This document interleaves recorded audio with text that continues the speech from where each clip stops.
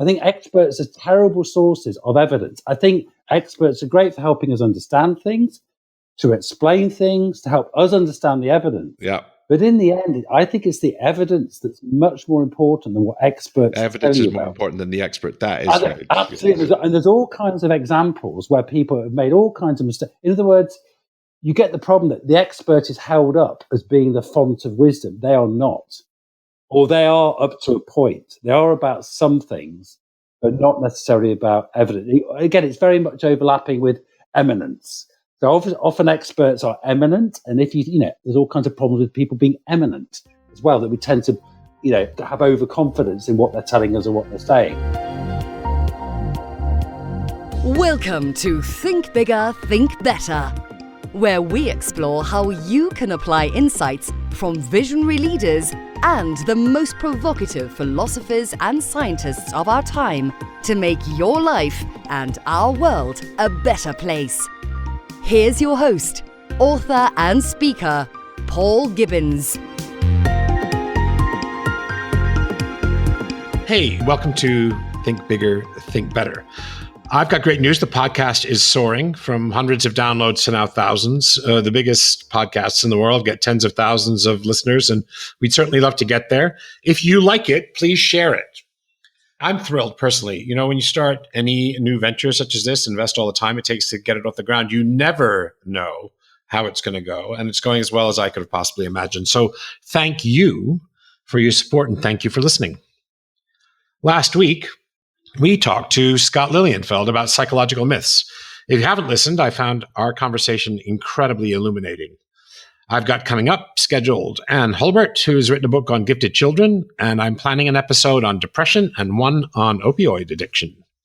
I've got Jacques Attali, who had senior cabinet positions in the French government and was head of the European Bank for Reconstruction and Development. We're going to talk about Brexit and many issues of global concern, but from a European perspective. It should be very illuminating. I've got an invite out to Google's former head of human resources, Laszlo Bock, and I'm still waiting for confirmation from Steven Pinker so we can start our 3-part series on enlightenment. From my point of view, there's very good news. We now have a way for you to support the podcast. From $1 an episode, maybe to as much as $25 an episode if you're rich or if you feel rich. See my Patreon site. You're going to have to type in www.patreon.com/Paul Gibbons. And I will invite you monthly to a free bull session with one of my famous guests. Please consider it. They should be a ton of fun. And if you've reviewed the podcast on iTunes, and if you haven't, why not? It takes about 3 seconds. Please tell me so I can send you one of our famous authors' books for free. So, on to today. In management and society, we see quick fixes. We see failed change. We see money thrown away on things that don't work in government, but also extremely in the private sector where I've worked most of my life. We see a gap between what experts prescribe, what theory suggests, and what practitioners do. We see management hubris. We see people using their gut when it flies in the face of science. So, the counter to that could be something called evidence-based X, evidence-based something. And for X, you can substitute evidence-based management, evidence-based medicine, evidence-based education, evidence-based policy, evidence-based nursing, and multiple other things. It's a revolution, and I think it's a really necessary revolution for the 21st century. Let's start, though, at the very beginning. In this case, it's 1998 with medicine. Medicine looks very sciencey. It's based on the biology and physiology of the body. But until the 20th century, medicine was more like alchemy. You saw leeches, you saw all sorts of treatments that had been used historically that had no effect and perhaps harmful effects. Medicine was a craft, much in the same way as we talk about leadership today being an art or a craft. And it took a long time for doctors to catch up with the revolution that took place in the biological sciences in the 19th century. But all the way up until 1998, doctors still relied upon tradition, what they'd historically done, what medicine had traditionally done, what they learned from sales literature from drug companies or medical device companies. They relied on old knowledge, what they learned in med school, perhaps, which might be a long time ago. They relied on their beliefs, and they relied on their habits, and they relied on their gut. So this isn't satisfactory, particularly for something that ought to be grounded in the biology and physiology of the body. So around about the turn of the 21st century, there was an obvious, you would think it was obvious, but still a really revolutionary and radical idea. Doctors should combine the best evidence, say from clinical trials, with their expertise when they were treating patients. You could call that a flash of the blinding obvious. Slowly, the evidence-based medicine revolution percolated into education. Are smaller class sizes really better? Penal policy. Do longer sentences help prevent crime? By using evidence, we can answer big, big questions. Does paying teachers more improve school outcomes? Or are you throwing money away? Do charter schools work? Or are you throwing money away and exacerbating inequality? What encourages more efficient environmental behaviors? Do unemployment benefits decrease the motivation to work, as many would have us believe? We're going to talk specifically about management, but I want you to be aware that this is something that has broad and deep implications for how we govern ourselves as a society and for your practice in whatever you do, whether you're a government leader or whether you're a politician or even in some of your decisions as a consumer. You want to think about some of the things we're talking about. But we're going to talk about evidence-based management. Unlike other professions, in fact, you could say management isn't a profession. There are no established legal or cultural requirements regarding education or specific knowledge that you need to become a manager. Anybody can become a manager. Business schools also don't teach evidence-based approaches to decision-making. And in many areas, especially in leadership, the evidence is insanely bad. One saying I like is that leadership theory consists largely of people making lists of things. Managers and leaders are therefore of highly variable quality. Test that hypothesis against your own experience. I would say, thank God, we don't have doctors wandering around that are of as variable quality as some of the managers and leaders we see in business organizations. So today we have Rob Briner. He's a friend of mine, and he's one of the world's experts in evidence-based management. He's a professor of organizational psychology at Queen Mary at the University of London. He also is scientific director of the Center for Evidence-Based Management. His psychological research includes several topics, including work and well-being, emotions, stress, engagement, ethnicity, the psychological contract, absence from work, motivation to work, and everyday work behaviors. He is, in my opinion, a very special thinker, and in 2016, he was given a huge award as the most influential HR thinker in the world. So, Rob and I are going to talk about what is evidence. What is an evidence-based approach, and how does it differ from other approaches? What are some of the criticisms of evidence-based management? How is evidence-based management different from other things like evidence-based medicine or other evidence-based policy? What is the importance when considering evidence of also considering stakeholders and management craft-like experience, their gut feel, if you will? What is the role of expertise in decision-making, including decision-making in democracies?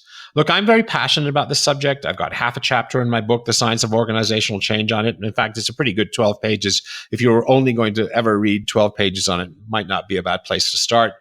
It's one of the back chapters of the book. I probably wish it was up at the beginning. I'm very passionate about it, and I learned a ton. And I was also disabused of some notions I had about evidence-based management that were perhaps too scientistic. We'll get into that when we get into the show. Rob is a very, very classy thinker. I work in business schools, and so without being, unduly harsh to my colleagues at many of the schools in which I work, Briner is one of the great management thinkers of our time, and he fully earned, I think, that most influential HR thinker. His thinking is head and shoulders more nuanced, more practical. He is more deeply read and more intelligent than, many of the people I've had a chance to interact with in the management consulting world, with which I spent, I think we're getting on for nearly 25 years. Unlike many academics who sometimes speak in language that's very far divorced from the concerns of practitioners, from the practices of practitioners, I think Rob really, for an academic, understands them in a very deep way, and he cares very much about the results that managers are able to achieve and how they achieve them.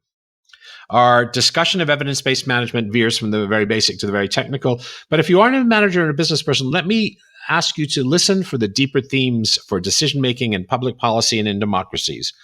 Don't miss the bit 55 minutes in where we talk about expertise and democracy. And the 2 quotes from Rob that these are spoilers. Trust the evidence, not the experts. And don't confuse eminence with expertise. So you have that to look forward to. I'm really passionate about this subject, and maybe too overzealous about it. I've written a bunch about it in my book, The Science of Organizational Change. I should apologize. My passion kind of got in my own way there. There's probably rather too much crosstalk. I probably interrupt Rob a couple of more times. I owe him an apology for that. And I also cuss a little bit more than I normally do. So that's a trigger warning. If F-bombs are going to send you running for the hills, consider yourself forewarned, if you will. There's a few dropped in discreetly here and there. And so now, without any more, let me welcome Rob Briner. Rob, welcome to Think Bigger, Think Better. Thank you very much. Yeah, good to talk to you again. Yes. So tell us before we start something quirky and eccentric and unusual about you wouldn't see in the official bio on the website. Well, of course, quirky and eccentric is always a relative thing, and it depends who you hang out with and what you believe. But I think a quite quirky thing about me, which isn't shared by many people, is I'm extremely interested in and sort of mildly obsessed about food and eating, to the extent that I'll be thinking about what to have for dinner several days, if not weeks in advance. So, yeah, that's quite a quirky thing in my day-to-day life. I'm very interested in what I'm going to eat, where I'm going to get ingredients, how I'm going to cook it, and if I've got time, that kind of stuff. Is there clinical help for that? Possibly, but do I want help? Or do I just want to kind of enjoy the indulgence? So, yeah. Yeah, that's cool. I mean, it sounds like a special dinner that you have will not just be, quickly sit down in front of the television and snarf it down, but it's like a 3-day anticipatory, exactly. Gustatory. Yeah, and also one of the reasons why I could never probably live anywhere else apart from a big city like London, where there's lots of interesting different places to eat, new places opening all the time, lots of different cuisines. So that's one of the reasons that I like living in London. Actually, that's funny. It never occurred to me. But, you and I have had half a dozen or a dozen lunches over the years. Yeah. And you always pick the restaurant, and you always, like, to use a cricket term, hit it for 6. You actually always spot on when your restaurant choices. Well, thank you very much. Yeah, interesting. That didn't occur to me about you, but there you are. One of the things that I remember that's quirky about you is that one time I walked into your office and you were listening to some really far out electronica. I don't know if it was electronica or if it was hip hop or some really super out there music. And the next time I popped into your office, you're listening to Wagner. I thought, oh, this guy's a weirdo. Yeah. Is that still you? Yeah, I do like to mix things up in that way. Yes, I go through phases of liking things and also phases of kind of mixing things up, sort of almost on within a day, within an hour, mixing stuff up. So yes, indeed it is. I think it is. All right, then. Well, I think people have got enough of a sense of who we've got on the hook here. Good. Let's talk about evidence, evidence-based X, or do you want to start with evidence-based management? So what's all this hubbub about evidence-based that you can't avoid in management circles or policy circles right now? Well, it's interesting you say you can't avoid it, because I see a huge number of managers, other people completely avoiding it. And in spite of some of the efforts we've made through the Centre for Evidence-Based Management and lots of our members and fellows and so on, it still isn't, I would say, that well known or that widespread. The term evidence-based, you're right, it's certainly caught on. If you look at what people are doing, it doesn't really look like evidence-based to me. What they mean is, I've got some evidence, or I thought about some evidence, or we have some data, which is not really what evidence-based practice means. That's not a bad place to start, but yeah, I see what you mean. Like, I think you're probably right. Like, if I look contrast management practices today from 20 years ago, they're not radically transformed by any stretch of the imagination, are they? No, I don't think so. And I think although people are sort of thinking about it a bit more as a means of doing practice in management, it is not well known yet, though we are working on it. Well, what is evidence-based and what is not? Yeah, let's start there. I think this is where, whenever I'm talking about this stuff, I always think it's really important to give a definition, partly for the reason I've said, that people bandy around the term evidence-based, and normally they mean I got some information, and so I made a decision. Right. Evidence-based practice has a much more specific definition, and the one I'm going to give you is one we've developed to the Centre for Evidence-Based Management, but it certainly is not our definition. It's one that we picked up from many, many different areas, going from policing to medicine to social work to policy making, lots and lots of different fields, have essentially adopted more or less the same definition. So the one we tend to use is that evidence-based management is about the conscientious, which means you really try, explicit, which means you actually write it down, codify it, share it, and judicious, meaning you judge the quality, use of different sources of evidence, both to help you understand a sort of problem or opportunity, and also to think about a kind of solution or something you could do about that to exploit that opportunity in some way. And the fourth, different sources of evidence. So I suppose the worm turns on evidence, because there are people in common everyday thing. A manager might say, I've seen it with my own eyes. I did X and Y happened. So that's my evidence. Right. And in terms of evidence-based practice, that would count as a source of evidence. And this is one of the crucial points about it, which is one of the many fundamental misunderstandings of it, which is that actually it's different sources of evidence. So the first source of evidence is the one you just mentioned, which is your own professional expertise as a manager, as an HR manager, or as a practitioner of any kind. So that's the first source. Now, like any source of evidence, that professional expertise could be really valid, really reliable, really relevant, or it could be awful. And that's where the judicious bit comes in. So because a manager says, I've seen this with my own eyes, you go, well, fine. How many times have you seen it? How many contexts? How reliable is that observation? Is that sort of sample big enough to really rely on that and think of that as very trustworthy?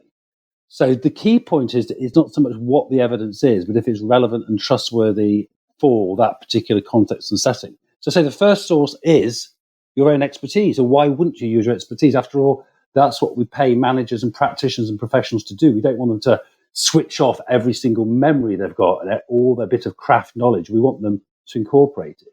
So the first bit is that professional expertise. The second area, and this is in no particular order, again in management, but it applies to different fields, is organizational data. So what do you actually know from the organization? What have you got? What's going on in it? So the equivalent, I guess, in a patient or a medical setting might be data from the patient themselves, from tests, from MRI scans, other kinds of things. Or analytics in the management context, for example. Precisely. So what's going on with the organization? The third source is scientific evidence, and that would be particularly all scientific findings, typically from journal articles, peer-reviewed articles, other kind of sources. And again, is it valid? Is it reliable? Is it relevant?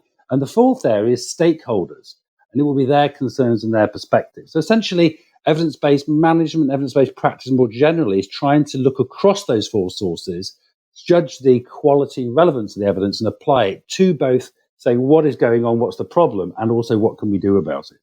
And I think some of the biggest misconceptions are focusing either just on one of those areas or saying one is better than another. And certainly for me, that is absolutely not what evidence-based practice is about. So when people say, all right, I saw this happen, I mean, so this brings us into the realm of cognitive biases. So availability biases, the narrative fallacy.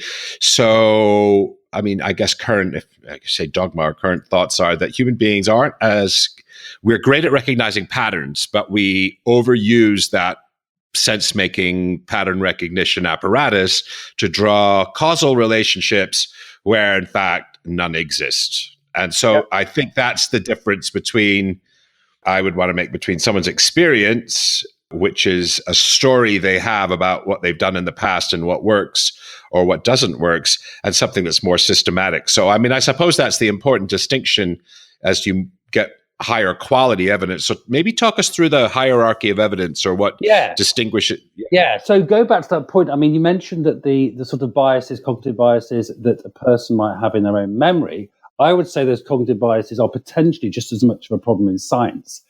And as you know, things like the reproducibility crisis, things like the rewards in science, the problem we're getting with kind of people actually just, making stuff up in science.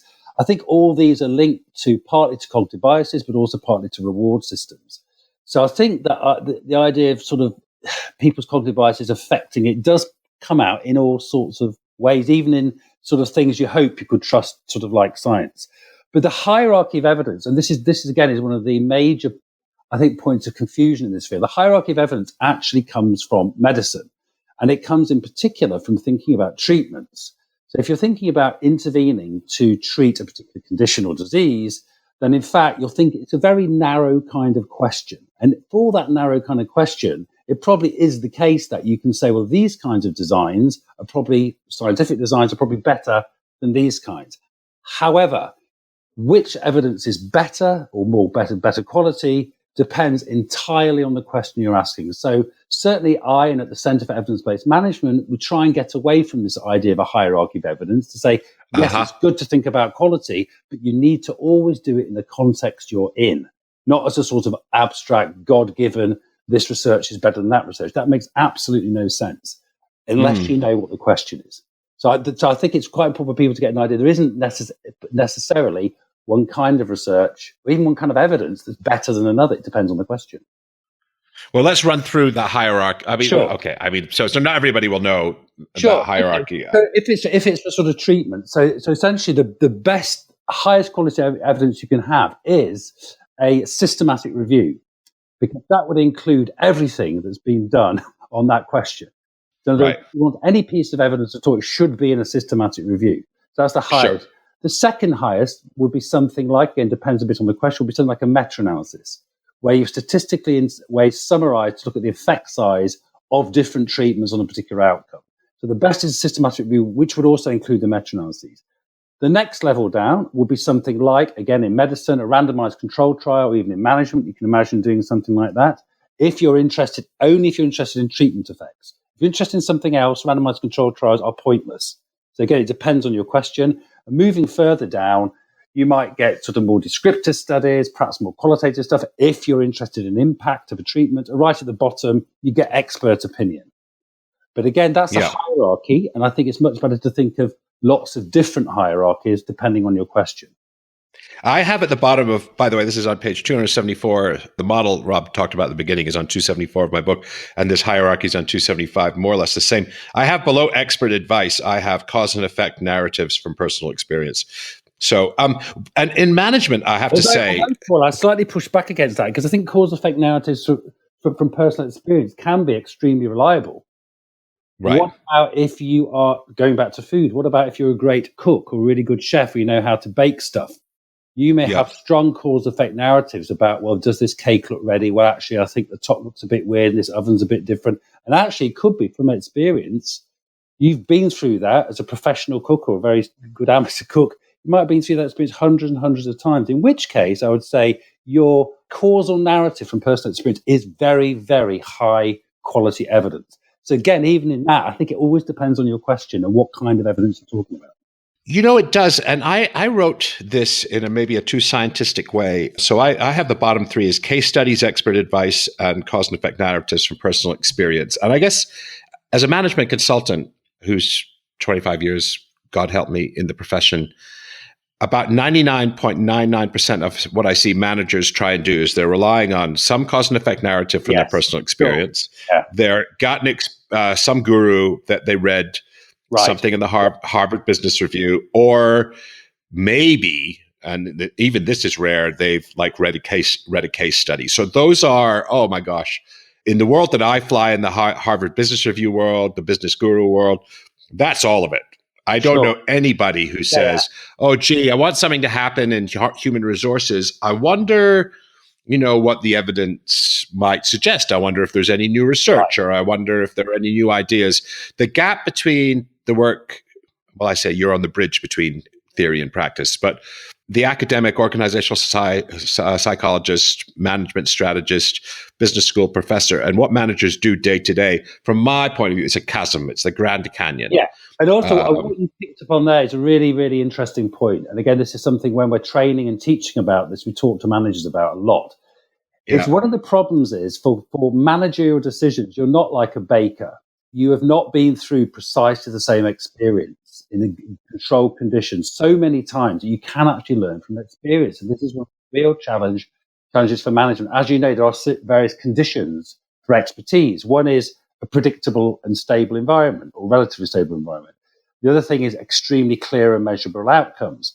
Another one is that you can link what you did to what happened, and another is getting great feedback. So an example might be learning to play a musical instrument. That has all those conditions. You can literally, if you're playing guitar, you can pluck a string and you know exactly what it sounds like, and you can change it immediately.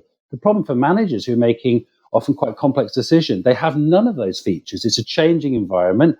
The outcomes are often rather unclear. They don't have much control over the situation. And the feedback is often quite poor. So again, it's this issue about people are taking stuff quite naturally from one context, like, yes, I can learn from experience, and applying it to a context where actually you can't learn too much from experience. And that for a lot of managers is not a message they necessarily want to hear, because they think you're saying to them, you don't know anything. And of course, that's not what you're saying. You're saying for some kinds of decisions, you need to look at other sources of evidence, because your own experience for this kind of question is probably not very useful.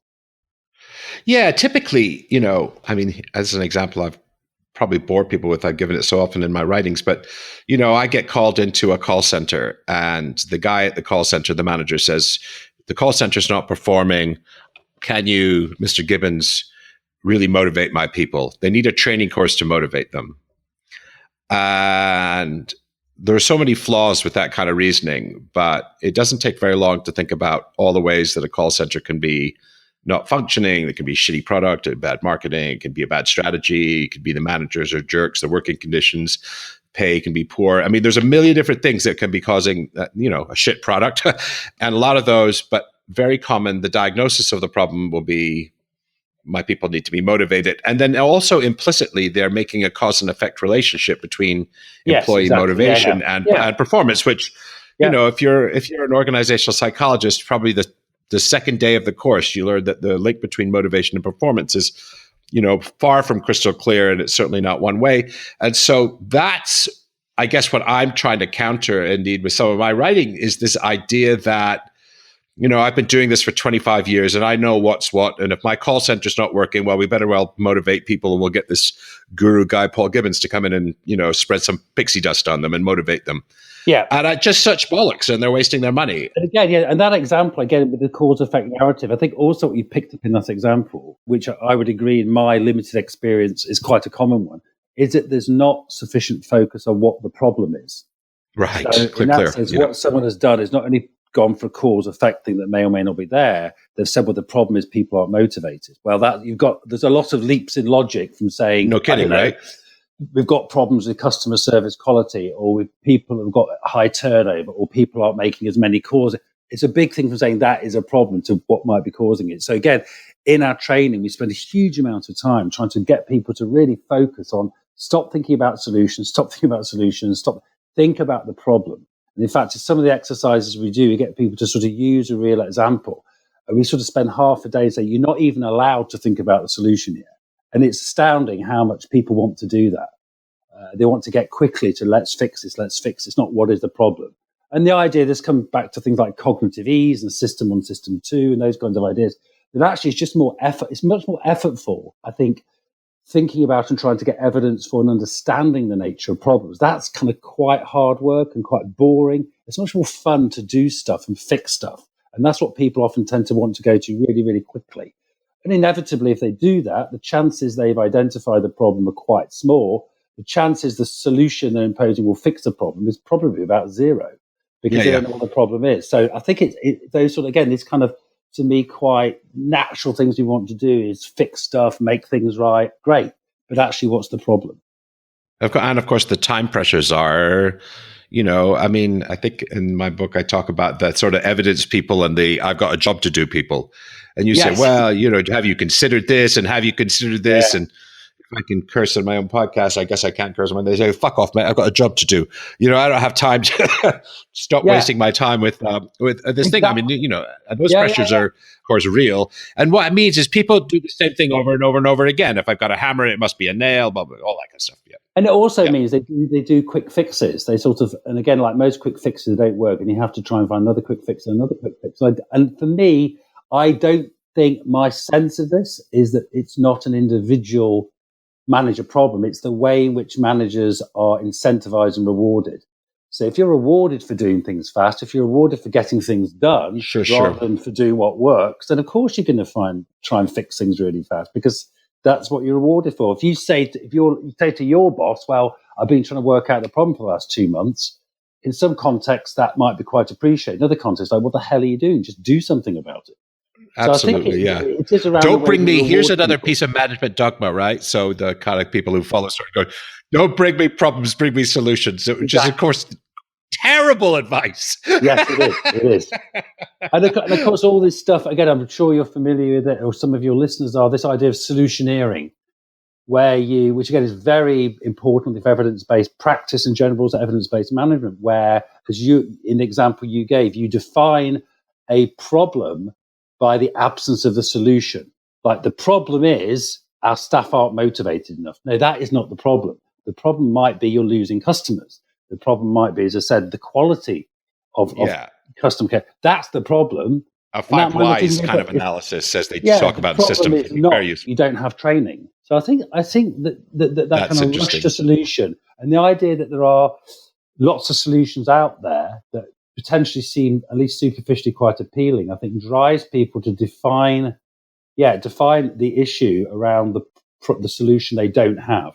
Right. Very well put. Define the issue, the problem, in terms of a solution they don't have. Like, we need a training course. The problem here is absence of a training course, not, time to market or quality or profitability. And again, another of my favorite examples around this field at the moment, a currently fashionable thing, certainly in HR, is employee engagement. And again, when I get a chance, I'm talking about this to HR practitioners, I often say to them, what's the problem that low engagement is actually causing? Because they often say low engagement's a problem, you've got to increase it. And in 98% of cases, they don't know. But I hear that all the time. The solution is to increase engagement. If you say, well, why? What's the problem? Well, it's obvious. It's performance, it's turnover, it's motivation. Well, what's the link? Well, we don't really know, but we need to do this. We need to increase engagement. Well, they've read somewhere in a book that engagement, is the holy grail. It's kind of interesting. I don't take this the wrong way, but you'd be a very good management consultant. Okay. Thank you. I'm not sure that's a compliment. So listen, take, a workaday HR manager, right? So, and let's be specific about the problem. Say it's recruitment and selection, or say it's, some narrower part of the HR world.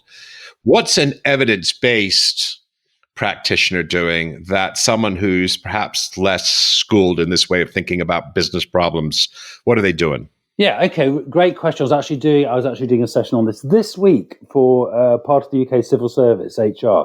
So what they will be doing, as an example, let's take a really kind of mundane example, because I think it's important to look at some basics. Something like employee absence. So I think what an evidence-based HR person will be doing around employee absence is, firstly, not thinking at all about any solutions. They'll just be focusing on the problem to begin with. And essentially what they'll be doing is looking across those 4 areas, so practitioner expertise, organizational data, scientific evidence, and stakeholder perceptions, to say, what is the problem with absence? And asking quite basic questions. So, for example, they might ask of their own expertise or the teams, what do we think is going on? Do we think we've got a problem with absence? Why do we think it's a problem as practitioners?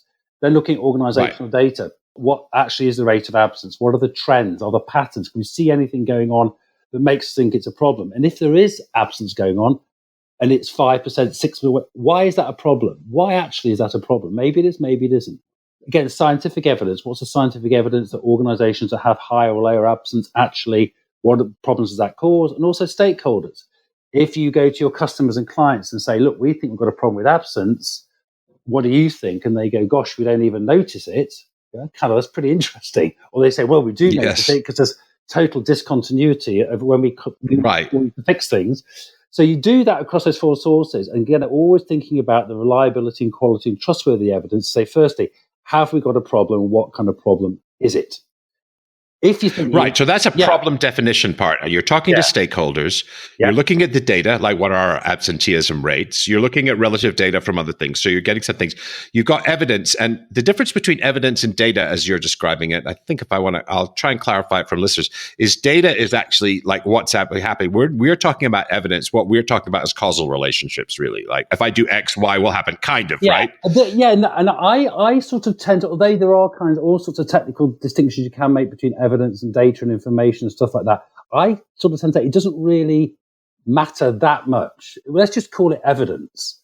let's keep it broad because it could be lots of different things. But it may be causal, but it may also be entirely descriptive.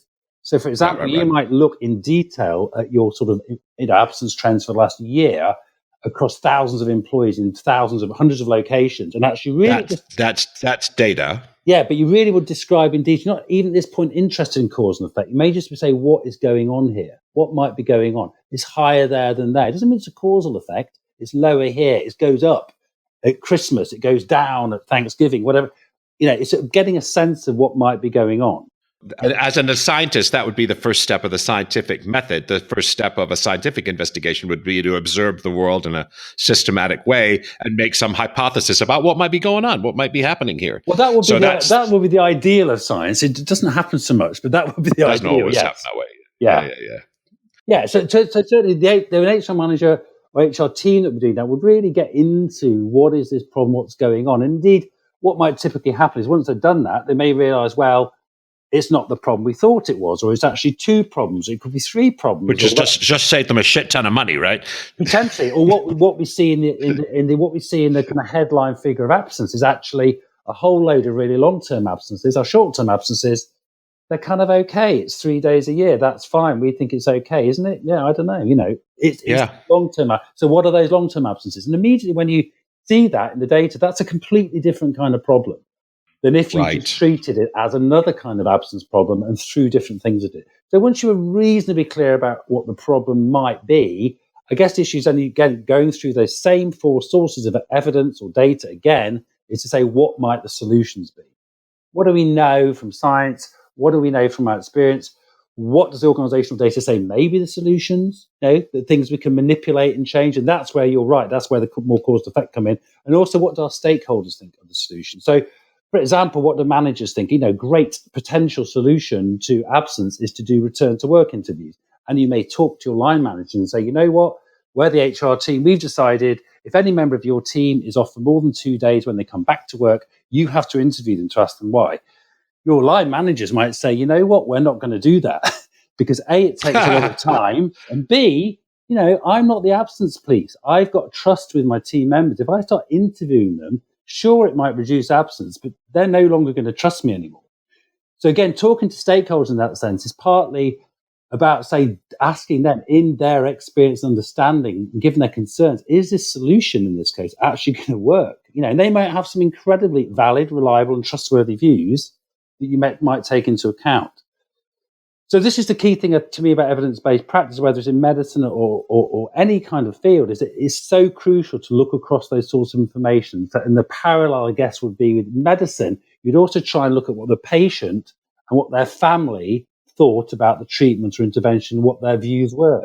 You may have a ton of RCTs that say, if you do this, it will have this effect. But actually, if the patients, their family, their context, the situation doesn't fit, isn't right for that, then you wouldn't just impose, a whole load of RCT results on an individual patient. And it's exactly the same, I think, in management. Yes, I think there's a three-legged stool in evidence-based management, isn't it? There's clinical expertise, stakeholder, family wishes, and cultural norms, and then what the evidence says, what the research papers say is the most effective way to intervene. And you've got a 4-bit model, which I will repeat for people. What do stakeholders think about the problem? Because they're going to be the people who implement the solution.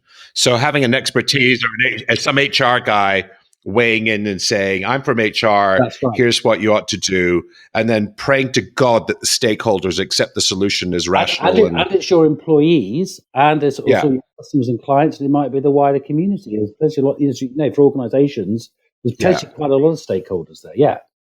Yeah, and there's an elegance to that too, because not only are you engaging them in your thinking and in the evidence process and the problem-solving process as well, which will be useful, but you're also getting data from how they see the problem, and you without talking to them, without engaging with them, you wouldn't have the benefits of that. So stakeholders, and then data, what's happening, evidence, which I too narrowly described as what's in the papers. You mean it much, what science says, but you're saying it's actually much broader. It's everything from individual, firsthand experience to expertise to case studies to super duper. Yeah.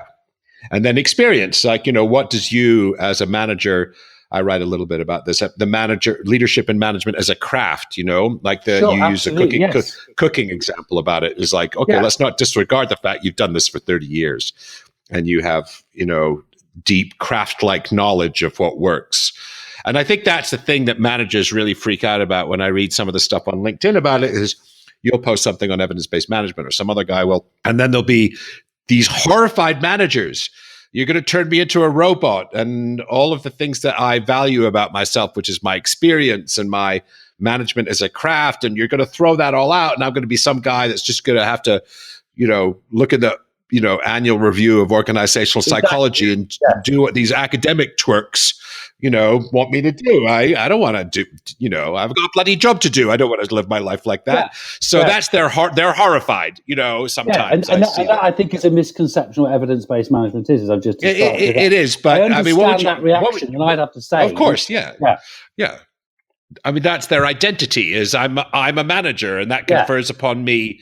I know what the fuck to do when there's a problem. But what they think that we're saying is, oh, no, you don't, pal. Exactly. Yeah. And I suppose I could criticize my own writing because kind of what I've seen in my long history as a management consultant is lots of people piss away money doing stupid things that disregard the evidence, pay for performance or engagement and motivation training without really consulting the evidence and without really identifying the problem. So I suppose I wrote it from a very particular perspective is that corporations, people always criticize the public sector for hemorrhaging money.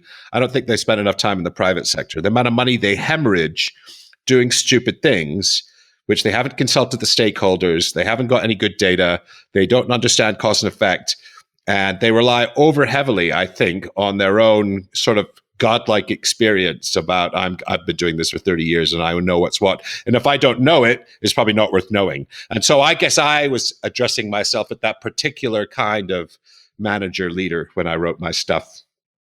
Yeah, and I think there's a sort of course, I get in any context there can be sort of some arrogance in that, and clearly, if you give anybody a lot of power and high rewards, they're going to start believing the hype, that they are sort of have these magical powers and so on. And to me, of course, I guess to me, some of the best, my view about what the best managers would be are people who actually can say, I don't understand, I don't know what's going on, but I know how to find out. And that, in a sense, is what evidence-based management is all about. It's not knowing everything, but it's knowing how to find stuff out.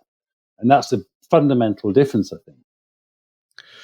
So let's talk about some of these critiques, right? Because I absolutely was sold, and myself, and as I said, when I wrote my little book, it was probably about 12 pages on evidence-based management, and it was something like that. I was very much like, this is the way the world needs to go. It needs to go this way in education, it needs to go this way in public policy, it needs to go this way in medicine. Like evidence-based is, the direction that we need to head as a society. And I suppose I could be accused of scientism or positivism. And so this conversation has actually been really illuminating for me because you think about things much more broadly than I do, despite the fact that you're the guy that's in the university and I'm the guy that's the so-called management consultant, which is quite interesting. But so let's go through some of the things that people criticize and some of the reasons that those might be misunderstandings. Let's say, why don't you just go through some of the criticisms or some of the attacks on this and what would we say about this? I mean, you've already given one, which is more of an attack, I guess, from a management or practitioner point of view, is that they say, saying I can't use my experience. Now, no, absolutely not. It's one of the four sources of evidence, so we're not saying that. I think another critique is often that it is privileging science and certain kinds of science above everything else. And again, it isn't. I mean, as far as I'm concerned, because there are huge problems with science, in my view, of all kinds, and a lot of it's very untrustworthy and not very well done and extremely poor quality evidence. And also what counts as good scientific evidence, again, to me, always depends on your question. So, for example, I think one of the critiques is saying, are you saying that a randomized controlled trial, an experiment, is the only thing that counts? Absolutely not. It depends on the question.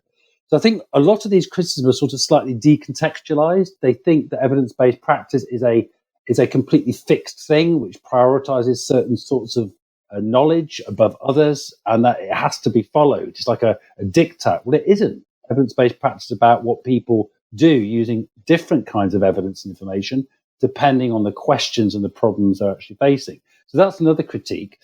I think another one is that people say things like, oh, we haven't got time. We haven't got time. Yep. We've touched on this already.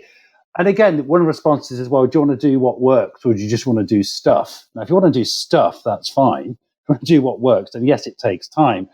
And the other thing, again, when we're training in this, often people say, well, I have to make decisions really, really quickly. I haven't got time for this. So we often do a little test. It's a little trick. It nearly always works. We say, right, sit down, just sit for 4 or 5 minutes. Tell us a decision in the last 6 months in your job you had to make really quickly. And guess what the results are? Almost none. And where they are quickly, it's because they knew they had to make a decision 6 months down the line, but actually didn't start thinking about it till the week before. So I think there's that people feel things are fast, but they are. And of course, even when people give emergency situations, you say, well, actually, if you're in a high reliability organization where there's going to be these kinds of emergencies, actually, part of being evidence-based is planning for it. Is saying, if we get contaminated, if we get glass in our baby food, we need a plan. We need an evidence-based plan in place now in case that happens. So we don't have to search all the evidence about how you manage the general public, how do you record food, how do you, it's already ready to run. And a good example there is the famous example of Solly Sollenberg, who ditched his plane in the Hudson. And, he had to make very quick decisions, but everything he did was based actually on a huge amounts of evidence. But he had prepared for it.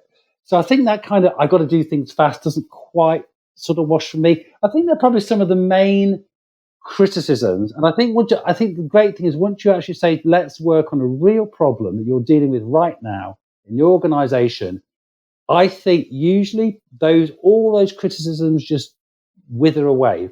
Well, let's triple underline real problem too, because I think one of the things that you said that should be enlightening for listeners is that problem identification is, I think this is a tribute to Einstein. He almost certainly didn't say it, but if I had 24 hours to save the world, I'd spend 23 and a half hours thinking about the problem and half an hour thinking about the solution. Almost certainly didn't say that. But anyway, it's attributed to Einstein. But we do, because I'm going to include myself in your camp, do think about a hierarchy of evidence. And when I think about a conversation I had with a guy 20 years ago, I was probably your student at the time, and he was head of mergers and acquisitions for PricewaterhouseCoopers, made $5 million a year and, sort of a $40,000 watch consulting partner guy. And he came in and he gave us a talk on the mergers and acquisitions practice. And I was there as the kind of HR OD guy. And he said, one of the things you have to get right is you've got to pay people a lot of money to motivate them and get them to perform. And of course, I was a smart arse. I was 35 and something like that. I said, of course, that, the relationship between pay and motivation and between motivation and performance, he said, at best, it's uncertain. And certainly it doesn't work as straightforwardly as you think it works. And the guy turned purple. And I know we didn't get into much of an argument about it. And he said something like, of course, paying people more makes them more motivated and work harder. Shut the fuck up, in parentheses. So here we are. Yeah, and I think this reminds me a lot of another sort of barrier that gets into thinking about quotes, again, the Einstein sort of possible misquote. But another one is, again, this is a misquote too, apparently. It ain't what you don't know that gets you into trouble. It's what you know for sure that just ain't so. Yeah, I've heard that from about 100 people, including Mark Twain, Albert Einstein, whatever. Yeah. And it's the idea that strong and wrong beliefs are really problematic. Ignorance, actually, in contrast, is okay.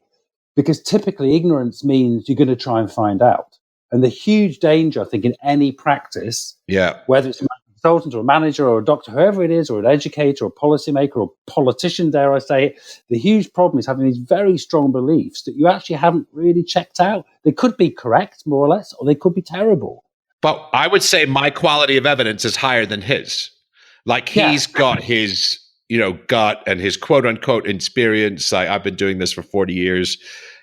Shut up, pencil neck. And I've got, I'm doing a master's in organizational psychology with Professor Briner, and he thinks you're full of shit. So I don't, well, it's not ad hominem. I mean, all the research says that those relationships are very difficult to establish, and they're not certain, and they're not causal in the way we think, right? So there's a bit, and also, I mean, like with a lot of these things, it's a huge. It depends. So just as an example, pay and performance, is it linked? Well, it depends. It depends what pay, what kind of performance, what you mean. Is there a general relationship? No. But again, it's this sort of nuance. And again, I hear not only practitioners, but occasionally academics and students saying, we're sick of saying it depends. We're sick of you saying it depends. And I always like to say it depends which is just what they don't want to hear. They want a fast answer. They don't want to hear it depends. But it depends is usually the right answer to most questions. Even the question, would you like a pizza? Well, it depends where from. Yeah, of course. It's funny. There's a quote I love, which probably is an accurate quote. It's from Harry Truman, president in the United States, I think 45 to 49. And he said, can someone please give me a one-handed economist? Right. Yeah. Yes. Because economists are famous for on the one hand, but on the other hand, yeah. Yeah, it is. I think it depends is right. And then I always say, and it's our job as practitioners or research to say what it depends on. Yes. So saying it depends is not avoiding the answer. It's actually trying to give a better answer. Yes, of course. Yeah. Yes, and that's where scholars and academics are really great because they do spend their life trying to understand the contingencies and what things depend upon. Yeah. That's your job, phrased a different way. Let's talk generally about the gap between theory and practice, because let's go up above the evidence-based world for a moment and talk about. Do you actually work in a business school? No, you work in the organizational psychology. I do, You work in a business school. I do. Yeah. And so I remember when I went to university in the 1970s, the business school at the University of Wisconsin was, 400 or 500 people, and it was a little shack in the back of the campus. And nobody in those days none of my high school peers who were able at all would dream of doing an undergraduate in business. Now the business school is the biggest thing on campus by orders of magnitude bigger than any other business. And it's got probably more faculty today than it had students 40 years ago. It's got 300, 400 faculty or something like that. And so, it's quite an industry. Why is there I don't know, let's leave this super open. What is the gap between theory and practice and why does it exist and how could we close it? Do you mean theory and practice or do you mean something else? I don't know. Because I think practitioners use theory all the time. And I think academics often don't really use theory. That's interesting. All right, let's hear this. This was interesting. They use models. I think when people say the gap, you're right, it's often framed or described as theory and practice. I think probably what people more precisely mean by that is a sort of gap between what is published in scientific journals, what researchers and scientists in the field of management are working on, and what is going on in organizations. Okay. I think that's really what the gap is. So it's not so much theory and practice, it's more that gap. And I would say a couple of things about that. The first is, and this is going to sound odd, I don't know if gap is the best metaphor to describe it. Sure. What I mean by that is there's a gap between lots of things, and those gaps are often fine, necessary, not a problem. I think what people are getting at in our field, or management in particular, talk about this gap, is what they mean is there's somehow a disconnect between what is known scientifically about stuff, and as you said in your examples earlier, and how people are practicing. Now, if there is that kind of, and the gap, of course, maybe the other way around, the gap is how people are practicing in organizations is not understood by science. So in that sense, it's a sort of potentially a sort of two-way gap, which is not in itself a problem. So to me, the issue is more about what are the intermediaries? How do you develop a process that feeds back more from the scientists who, generally speaking, are not interested in practice to practitioners who perhaps are not so interested in science, and my experience is they actually are. Right. So how do you actually make sure that there is a flow of information and knowledge between those two spheres? That's a great way of framing the question. Yeah, I think that's sort of more of the problem. And what I sense is that certainly in some fields there is a gap. And I'm not saying this is a deficit, because actually I think often what scientists and researchers do in management and business, I think they have a very poor understanding of organizations, and they deploy many constructs, models, ideas. They measure stuff that not only is dubious scientifically, that actually is of so little relevance and to actually what people do at work. And I think that's a problem. I don't mean it's relevant in the sense that you can't use it in practice. It's not really based much on what is happening in organizations. So as you know, for example, in psychology, people might construct a new construct. They measure it with a scale. It's got 2 dimensions. And then they spend the next 25 years of their lives looking at all the things it might correlate with in cross-sectional questionnaire surveys. Right. Which I would say scientifically is pretty much, not them personally, it's pretty much a waste of time. But they will build a career. So the issue is, it's not that there's a sort of gap. It's more that the two, if there are two groups, they're pursuing separate activities. Scientists have their own kind of rewards. They have their own incentive systems. They have their own methods, and they tend to do what will get them rewarded. And I'm sure you're aware of all the stuff around this at the moment, the sort of crises in science. And reproducibility. So to me, that's absolutely no different from a manager. As you said before, a manager who's rewarded for doing things fast, getting things done, is under exactly the same pressures as a professor in a business school who says, I need to churn out 5 articles this year in these kinds of journals. Yeah. They're under exactly the same pressures. Now, I would say in the case of the academic, if they are under that kind of pressure, they are ultimately not adding much value to the pursuit of science or knowledge. Well, I actually think, there's a book on this that wants to be written, but you've said to me that the reward system in UK academia and probably in the US to a slightly lesser extent is you can't really write books because you've got to churn out peer-reviewed papers. Well, for example, that's one of the issues, but it's also the short-termism. If you say to your dean of your business school, you know what, I'm not going to publish anything for 5 years, I'm working on this big complex problem which I don't even know has an answer, that will be unacceptable. You should be all right as a full professor, though. You should be able to. No, not these days. It wouldn't really make much difference. Maybe in the States it's different in Canada and other places, but in the UK, it still would be very much a problem. Well, I think the US might be more enlightened because they know that if Jeffrey Pfeffer writes a book on evidence-based management, which, and by the way, possibly written a very good book. It's good for the business school. It's good for Stanford. They're probably thinking about it along the right kind of lines. Like it's not a waste of money and it's not self-promotion at the expense of the university. Yeah, and possibly it is different in the States, but I guess my feeling is that for every practitioner, and again, I've spoken about a lot of this to friends, to colleagues in lots of different fields. If you say to them, what's your job really about? They'll say, well, it's about improving this, doing that, making sure the organization functions better, making sure, what do you actually do? Well, I just do stuff because someone else told me to do stuff. And I have to do it to get promoted and not get into trouble. I don't really know why I'm doing some of it, but it sort of makes sense, but I don't really know. And it's the same for scientists, managers, teachers, lots of other people end up doing stuff. They're not really sure why they're doing it, but it's what's kind of rewarded. So I think that gap, I'd say, is I think the manager or many managers, many academics are in the same situation as going for short-term goals, doing stuff that will get them rewarded, perhaps in the end not contributing to the organization in a way to the organizations they belong to, but they're certainly hitting targets, they're certainly hitting numbers, but is that really what value in the end is that adding? And I think it's a similar process. So to me, addressing that gap is not so much about pushing one set of evidence on another group of people. To me, that gap is about saying, let's think about the problem. And indeed, from a management point of view, if you think about the problem and you look to the scientific evidence, it may turn out to be incredibly useful, very valid, extremely relevant. It may turn out to be terrible, low quality, non-existent. But that's the great thing about evidence-based management. You don't know till you find out. And that's the point. It's an interesting truism that has a certain profundity. You don't know until you find out. To me, addressing the gap is not about saying to business school professors, you have to go and talk to organizations or to have seminars. That's not.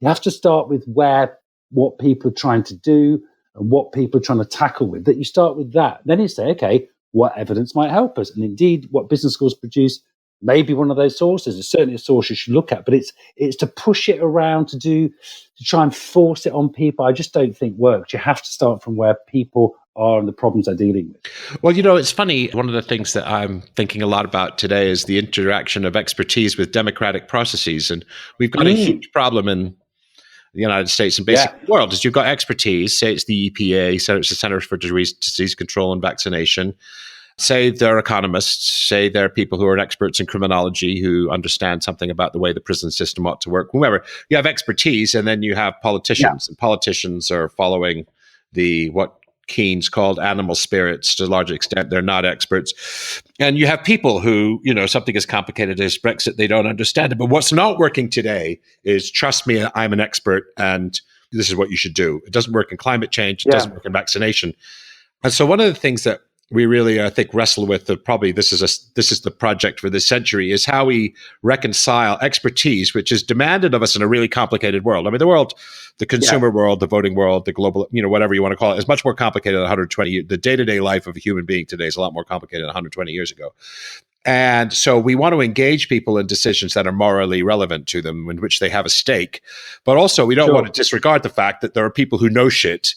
And, if a climate scientist who's been doing something for studying climate for 40 years, I back him as knowing more than, a guy who's living in a trailer in Virginia. That sounds terribly classist.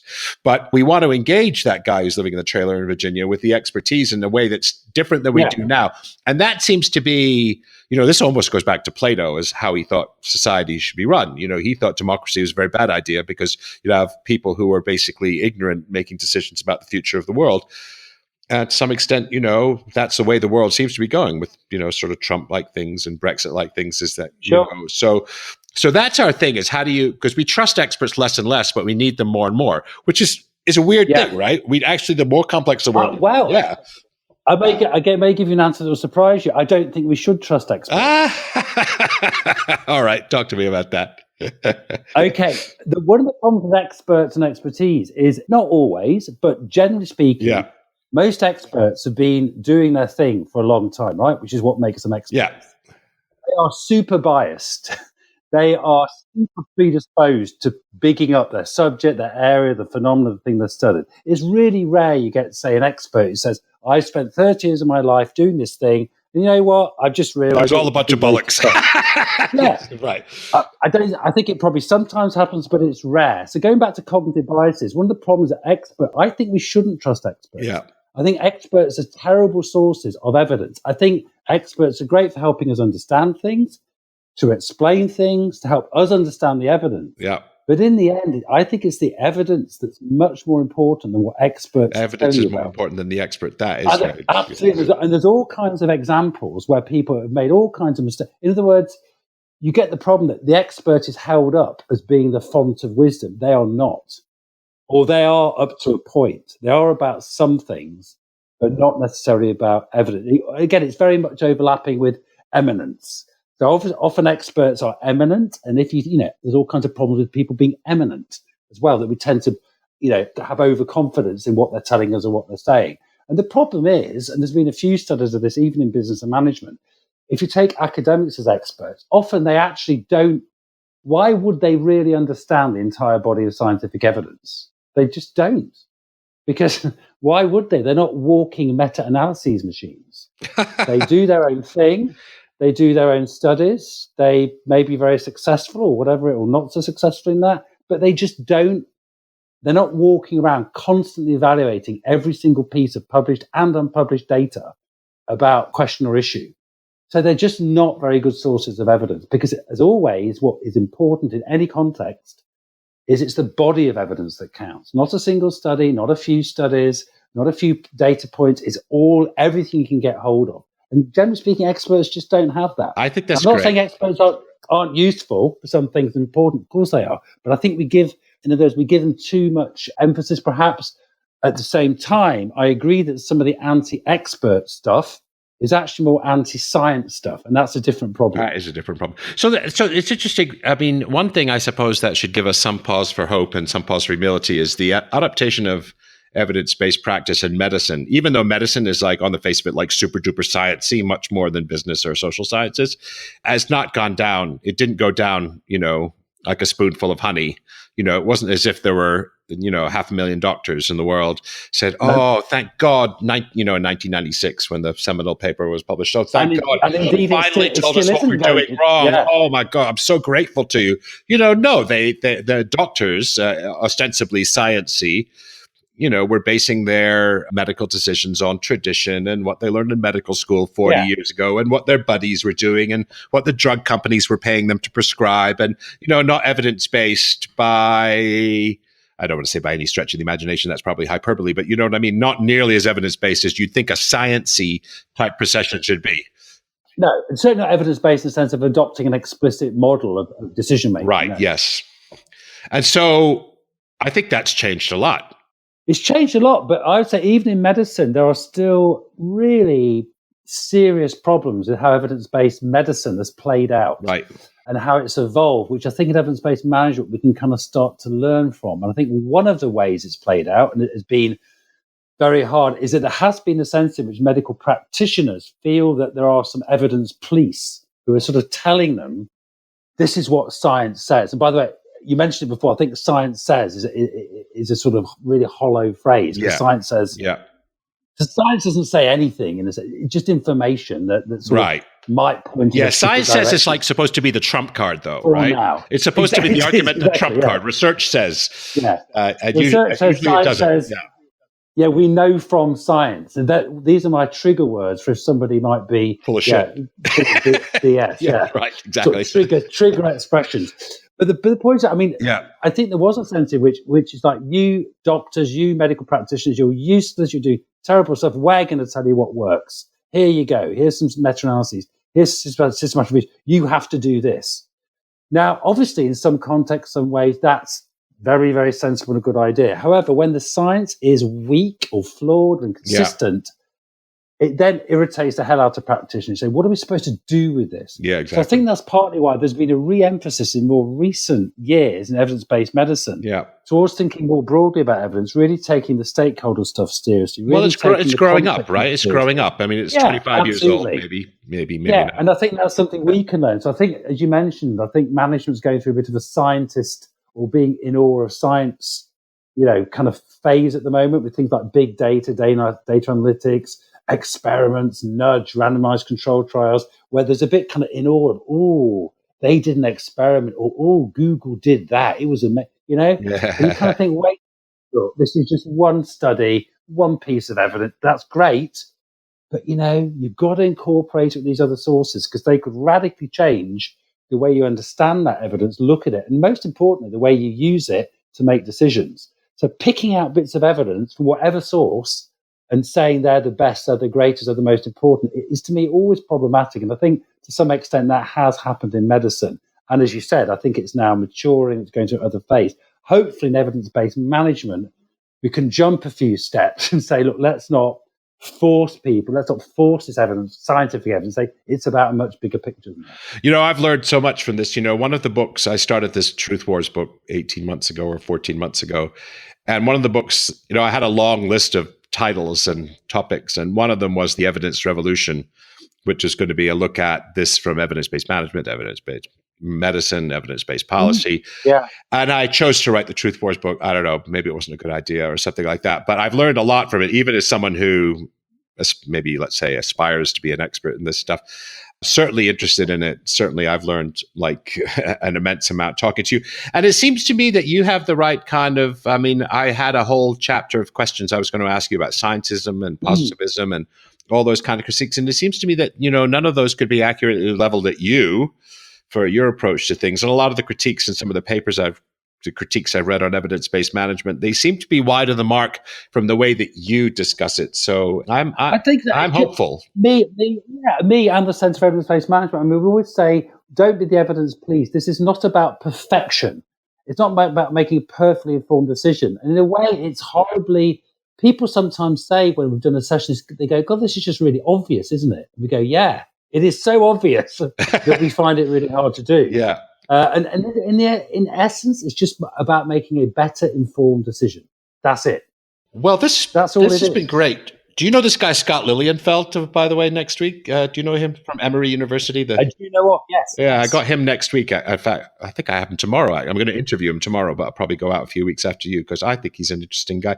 So listen, what I want to know is, what are the best resources that you can direct people towards the curious practice? What's the best book for, a workaday HR manager or a workaday manager on this? Yeah. So I would say right now there isn't a book, though the Centre for Evidence-Based Management is working on one. So Eric Behrens, who's the director, Denise Rousseau, who's involved in it, and me and others. That book is probably going to be coming out in about 6 months on evidence-based Holy cow, management. That's marvelous. That's much needed. Yeah. And Jeffrey Pfeffer's book, maybe the best so far, The Dangerous... Well, interestingly, I would say Jeffrey Pfeffer's book, I know very well, and I think it's very interesting, actually sort of slightly misses the mark in terms of what we would mean by evidence-based management. But he wrote it 10 years ago, so give the guy a break. It's not bad. There's some stuff in there. Oh, yeah. And the other thing I think it perhaps overemphasizes being too critical. Yes. Of look at this management practice. I was very informed by his paradigm when I wrote my own stuff. Yeah, he's very much. Yeah. Sure. And I agree that is the case, but that doesn't necessarily help people do things better, which is what the point of the book is. Yeah. So the book is coming out, but I would direct everybody to the Centre for Evidence-Based Management, which is www.sebma.org. That's CEBMA, sebma.org, and there's papers, there's articles, there's videos, there's training materials, there's slide decks. There's a huge amount of resources on there for anyone who wants to say, I just want to read more about this now. And in particular, there's a booklet called Principles of Evidence-Based Management. It's quite easy to find. It's on the front page. So there's tons of stuff there. I would recommend people take a look. Okay. And your book is going to be called? Well, that's an interesting question. We're not too sure yet. We're not too sure yet. Yeah, all right. Well, interestingly, when we've been told by various people that the term evidence-based management just sounds awful and boring. So we might have decision-making in there or some other term, or making better decisions, evidence. We're not sure yet. We should talk about that, actually. I might. Yeah, exactly. I mean, the evidence revolution, if it were broader than evidence-based management, the evidence revolution, you can steal that from me because God knows I haven't started the book yet. But, something like how to improve management decisions by using your expertise, or something between the craft and science too, because I think there's something like the word of management craft and management science. Anyway, we might actually have a brainstorming around that. I don't know if it will help you, might not. But anyway, I'm immensely grateful. You've been a great mentor to me over the last 25 years since I was a wet behind the ears graduate student in do you believe it was 1997 you and I met, mate? Yeah, I was thinking about that today. Yeah. Getting old, that's what that means. But anyway, I'm super grateful to this. I'll put links to everything that you've talked about, all the ways you pointed in the show notes. I'll send it to you so you can send it out, and then we can put it on LinkedIn and have people, throw rocks at it for a few weeks. Sure. Yeah. Well, thank you very much for the opportunity to talk about this stuff, because I'm always happy to talk to you, and certainly always happy to talk about this stuff. So thank you. Yeah, that's great. All right, cheers. Hey, this is kind of my favorite part of the show. Well, they're all my favorite parts of the show. I've seen twice now an amazing movie. I hadn't seen Three Billboards when it won the Oscar. And I don't think I've laughed so hard and cried so much it hurt. It's easily in my top 10 films of all time. So if you haven't seen it, check that out. If you like Netflix, I'm watching Jessica Jones. And if you like rap, I've stumbled across an amazing guy called Logic, probably one of the great musical voices of our time.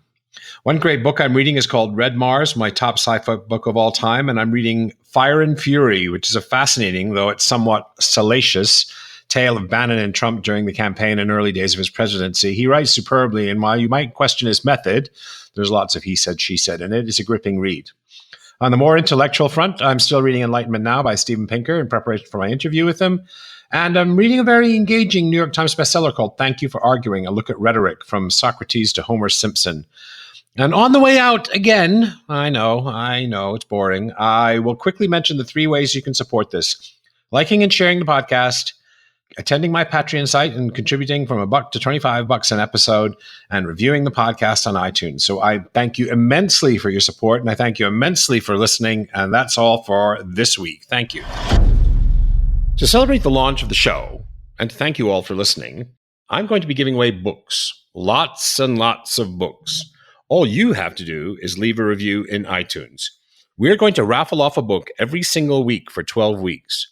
So head on over to paulgibbons.net/iTunes to get easy to follow directions and let me know the title of your review to make sure that you're entered to win. Thank you. Thanks for listening to this episode of Think Bigger, Think Better. Great ideas are great, but this isn't gospel. Share your critical thinking in the comments. Where do I disagree? What insights were most powerful? If you got value, don't forget to share the value by sharing the podcast. Finally, to get information on book and blog releases and new video content, head over to paulgibbons.net and join the community of thinkers talking about using science and philosophy to make our world a better place.